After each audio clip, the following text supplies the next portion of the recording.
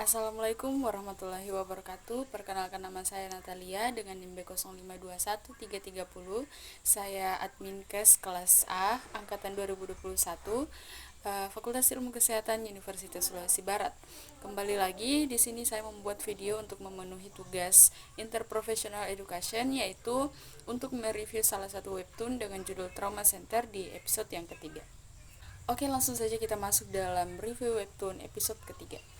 Jadi seperti cerita-cerita sebelumnya, ini kisahnya terus berlanjut, dan di sini episode ketiga ini di mana di dalamnya itu terjadi kegiatan atau acara di mana Profesor Baek Kang Hyuk ini akan dilantik di rumah sakit pusat trauma.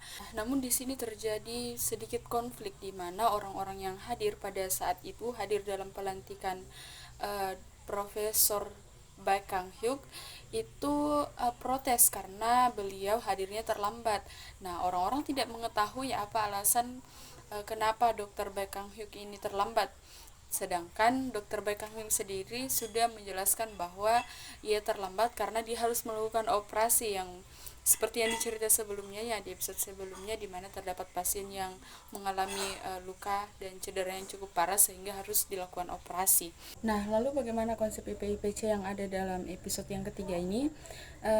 Saya melihat konsep IP-IPC yang diterapkan dalam episode ketiga ini yaitu pada saat melakukan operasi. Dr. Baek Kang Hyuk dibantu oleh dokter-dokter lainnya untuk melakukan operasi sehingga operasi dapat berjalan dengan baik. Namun ada kejanggalan di mana pada saat itu Dr. Baek Kang Hyuk ketika keluar dari tempat acara pelantikan, ia ingin masuk ke ruang ICU untuk memeriksa atau menjenguk pasien yang ia operasi sebelumnya. Namun di sini antara perawat yang bertugas di ruang ICU dan dokter Baek Kang Hyuk yang ingin menjenguk pasien tersebut masih terjadi konflik lagi, di mana perawat yang bertugas pada saat itu tidak menerima dokter Baek Kang Hyuk untuk masuk karena dia belum mengenal dokter Baek Kang Hyuk. Dia pikir dia bukan seorang dokter atau bukan seorang profesor.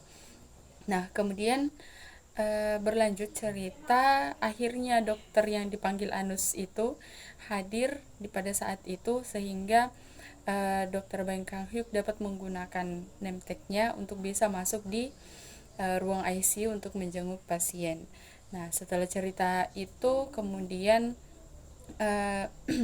salah satu dokter yang tadi itu menjelaskan kembali bahwa akan ada lagi pasien yang akan masuk, dan pasien ini adalah seseorang yang jatuh dari ketinggian dari gunung, dan kira-kira ia akan masuk kembali di rumah sakit pusat trauma. Namun karena dokter Baek Kang Hyuk mengatakan bahwa kemungkinannya akan sedikit parah pasien tersebut, sehingga ia yang akan ke tempat kejadian dengan menggunakan helikopter.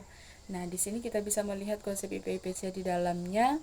Semoga kita dapat mencontoh bagaimana cara untuk bekerja sama dengan antar profesi yang baik.